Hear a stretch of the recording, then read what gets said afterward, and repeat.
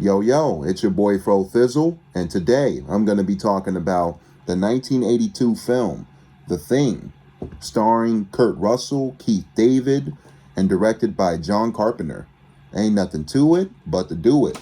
I love this movie. It's in my top 20 films of all time, personally. We follow a research science team led by McReady, played by the great Kurt Russell. The team discovers an alien-like creature that's frozen under the ice while staying at a Norwegian base. After an autopsy, the biologist of the crew discovers a human set of organs inside the creature. As the film goes on, the monster manages to trick our human characters by morphing into any crew member or animal. This movie is an absolute powerhouse. From an acting point, we have Kurt Russell as our leading man, McReady. He plays it pretty stoic for the most part, but like the rest of the crew, he becomes more on edge when the shit hits the fan. He kicks ass with every watch. Keith David is one of my favorite actors of all time, and he's awesome here, playing a guy named Childs. Wilford Brimley, aka the diabetes commercial guy, plays the biologist that goes crazy as the film goes on. One of the crew members named Gary gives me the biggest chuckle in the movie.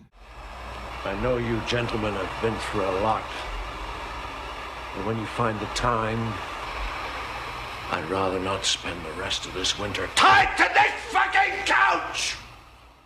The practical effects in The Thing are fantastic and extremely well done. Very grotesque, and it makes your skin crawl with every viewing. Like the famous clear scene where the doctor's hands get eaten off, and the head of Norris stretches out into the form of a creepy human spider. The dog scene is another nasty moment where we see them get torn apart and stuck together like a gory blob of glue by the creature. I'll even go as far as to say that The Thing has my favorite practical effects ever in any horror film. And of course, that's a personal choice, but if anybody asked me that, I would go with The Thing. The blood testing sequence is another fantastic scene. The cutting of the thumbs and squeezing the blood into the cups does make me wince every time, even as a blood and gore hound. But what makes the scene so iconic, in my opinion, is the heavy feeling of dread that the men in the room feel while they eye each other suspiciously. Spoilers for anybody that didn't get a chance to see this one,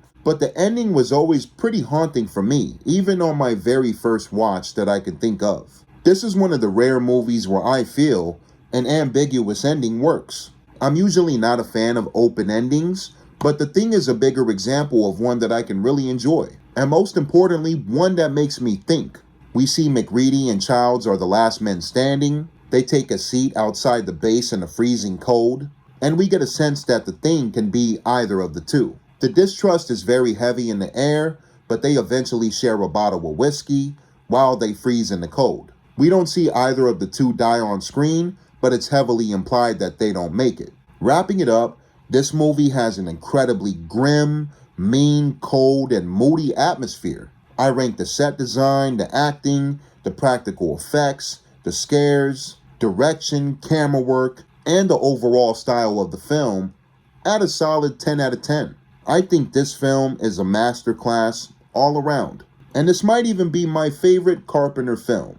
I almost forgot to mention, the legendary Ennio Morricone, rest in peace, did the score for this film as well. And I would put the score for The Thing 82 as one of my favorite Morricone pieces. And that's it, y'all. It's your boy Fro.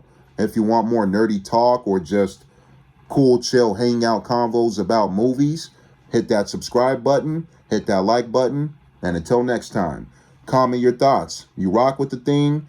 You like it? You don't like it? Let me know. Fro. Now it has found a place to live. Inside. Where no one can see it, or hear it, or feel it. I know I'm human. Some of you are still human. This thing doesn't want to show itself. It wants to hide inside an imitation. It'll fight if it has to, but it's vulnerable out in the open. If it takes us over, then it has no more enemies. Nobody left to kill it. And then it's won.